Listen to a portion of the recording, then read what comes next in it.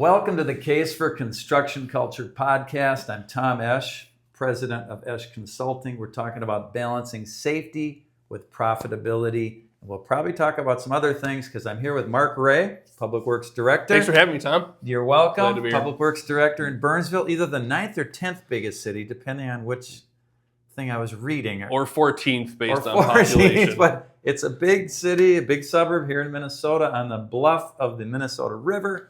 A rich history here. Irish immigrants, I heard. Some guy named Byrne, and misspelled the name. And then, of course, native, the Metawakan Dakota were here before the Irish immigrants. So here we are in Burnsville talking about a few different things today, mostly talking about building culture, good communication. And Mark has a lot of training. I'm just getting to know him. And has been in the city business for a long time. You were at the City of Crystal for 9 years before here. You were in Golden Valley for a while, and you've done a number of interesting things we'll talk about.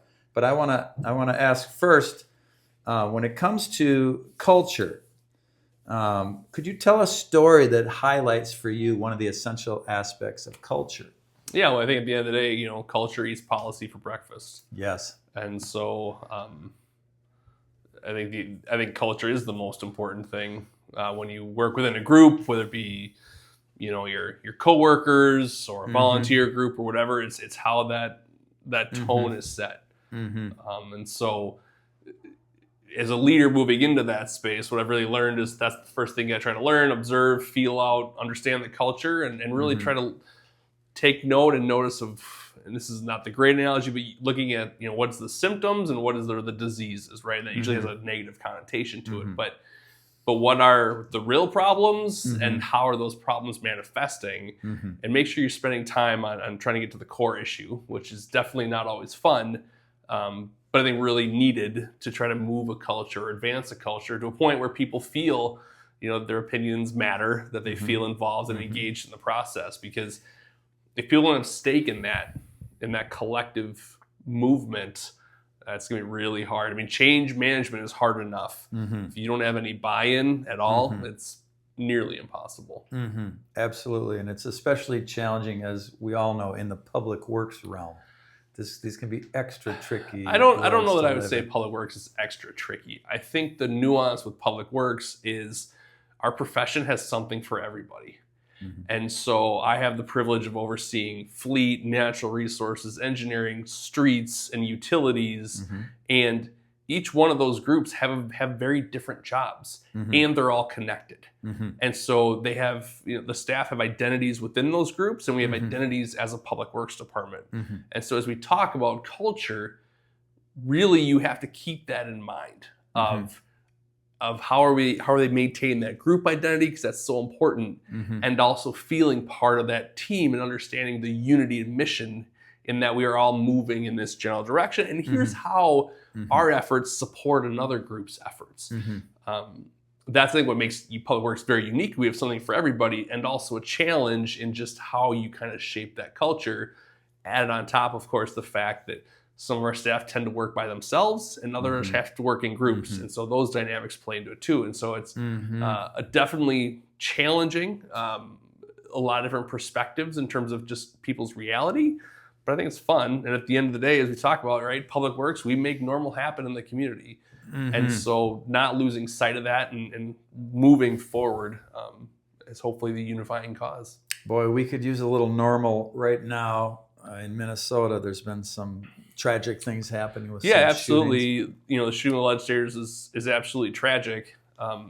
We don't want to minimize that, and yet at the same time, we need to understand that for everything going on, Public Works has a core function of providing those essential services, whether it be water, wastewater management, stormwater management, streets and transportation systems, and natural environments for just mental health and well-being, and then fleet services to support all those emergency responders with the equipment that's traveling over in pursuit of the subject. And so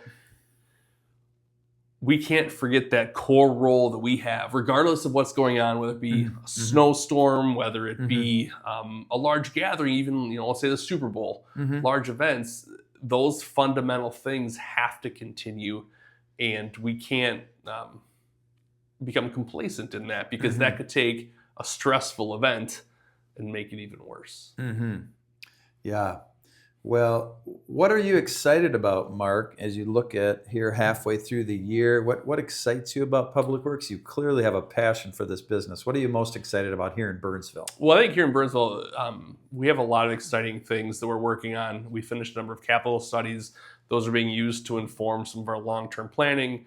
We're having great conversations internally on some operational changes we can do to improve service delivery for our community, as well as just the experience for our staff. And that's starting to gain some momentum. And so I'm looking forward to all that coming together, just to be better at serving the community. At the end of the day, I am competitive at heart, and I want us to be the best. And what the best looks like is leaning in, pushing forward, trying to drive change, not just be responsive to change. And just do a good job serving the community and growing in the same direction. And you're pretty new. You've been here a year and a half? 18 months. A year and a half you've been here, so that's still pretty new, right? Still very new. You still feel like the new kid on the block or not? Absolutely. I've definitely found the bathroom, so that's a success. That's good. But no, it's positive. It's getting to know my staff, right? And that just takes time, especially in working for a larger organization like this, where a lot of staff are forward deployed in the field. And so getting to know them, getting to know just increased familiarity with where things are and just the infrastructure we have in the city. So it's not so foreign if we talk about a certain lift station or a water reservoir. I'm not trying to exactly figure out where it is. Like, that just comes more naturally of what it is we're talking about. Now, you mentioned driving change, and I think you and I share this. You also said you're competitive. You want to really make things happen, and you seem to be a guy who is making things happen. And you're one of the first names I heard as I was beginning to network. Most of my work is outside Minnesota, which I'm not sure you know. So I say I'm like Bob Dylan. I'm a complete unknown here in Minnesota in public works, but a number of people mentioned your name as one of the key leaders, kind of up and coming people to meet and get to know. That's how I reached out to you. And I know you're passionate about being a change agent, and we share that. What kind of training or what kind of thing? I know you've had a lot of training. You did some post-naval work. You studied at Harvard leadership. You're a open water scuba trained person. You've done EMT work, I believe. I was a reserve police officer. Reserve police. I did the lifeguard thing in college. Not a full-blown EMT. No. But you have like 9 or 10 certificates that to me are pretty impressive. But what in addition to that, and maybe those are the things you'd mentioned, what trains a guy like you who wants to create change and drive change, gives you the training to do that? It's hard.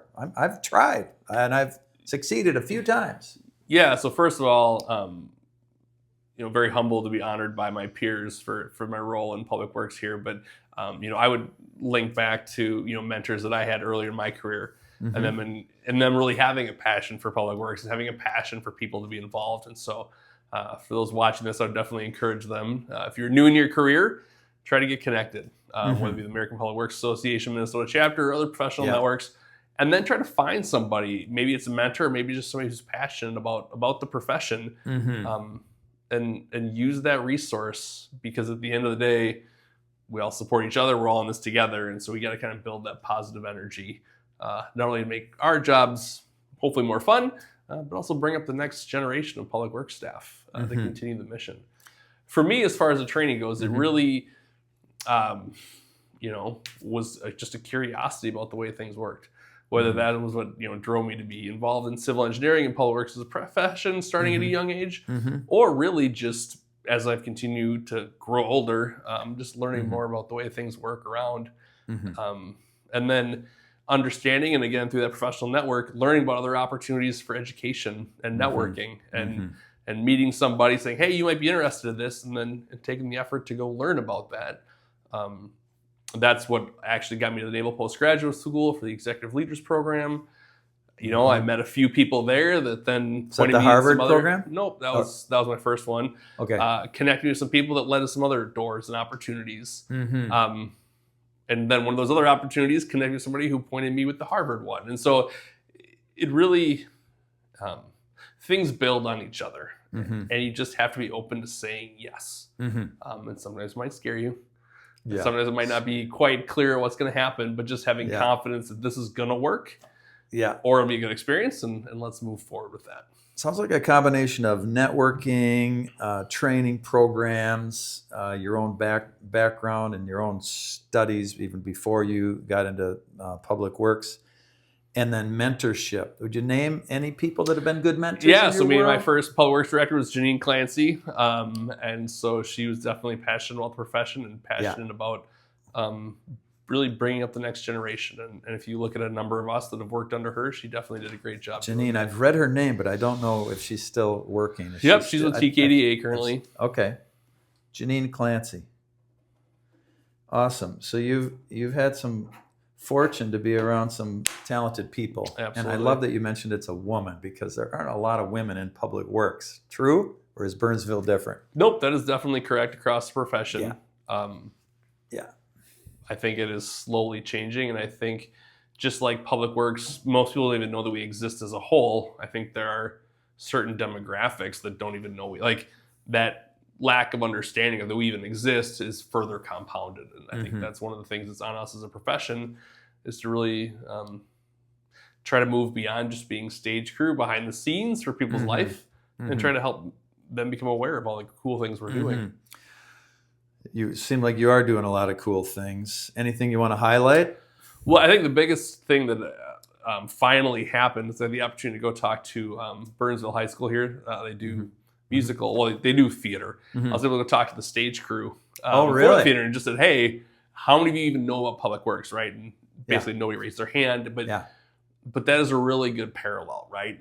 For the stage crew, they build the sets, they're behind the scenes between the shows, doing the logistics, making it happen. The show would not happen without them. That's right. And most people don't even think about it. And that is very much public works. And so I think as we try to expand awareness about the profession, that is a great group to try to get in front of, is that stage crew group that's really used to that environment that we exist in every day. Oh, that's interesting. You don't have a background in stage crew, do you? Of course I do. I thought you did. Yeah, Didn't you back in Madison or somewhere? Well, so in it'd been middle school, and then in high school I did some stage crew stuff, and truly loved it. And I think that is just part of.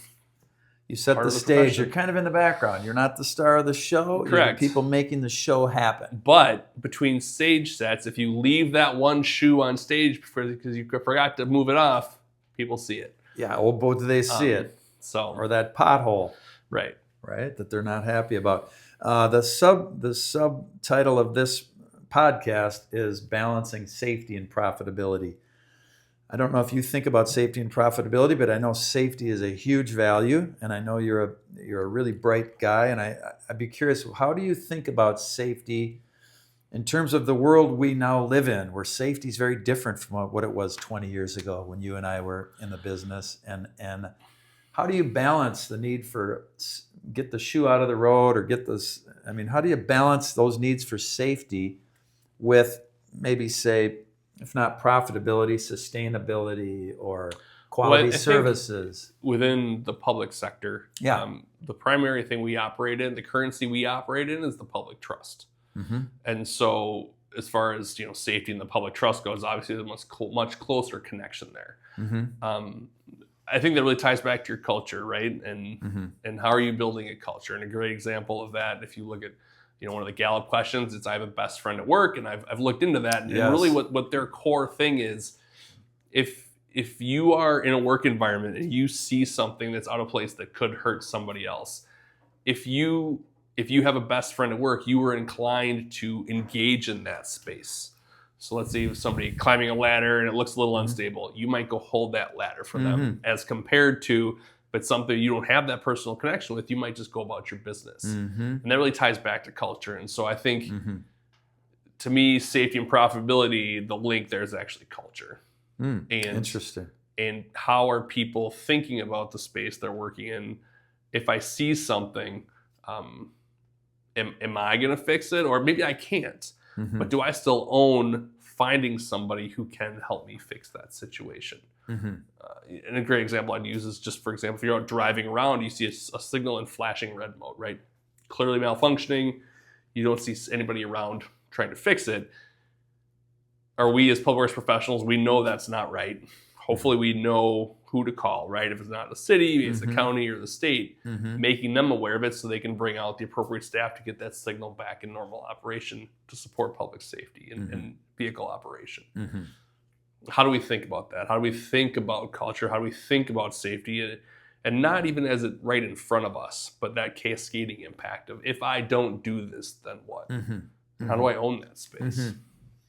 Wow, you have so many interesting ideas to me. Where do you get a chance to communicate them? Do you have team meetings in here? Do you go out individually? Are you working with a core staff of leadership? How do you drive down some of these messages that you're hoping will drive positive culture here? Well, I think people do not care what you think until they know that you care. So at the first most basic level is you have to have that personal connection, right? So whether it's walking around talking to people and getting to know them, yes, absolutely having fixed meetings. I think being present, especially as a relatively new supervisor here, being present, because when you're present, opportunities present themselves. And when opportunities present themselves, you got to follow through.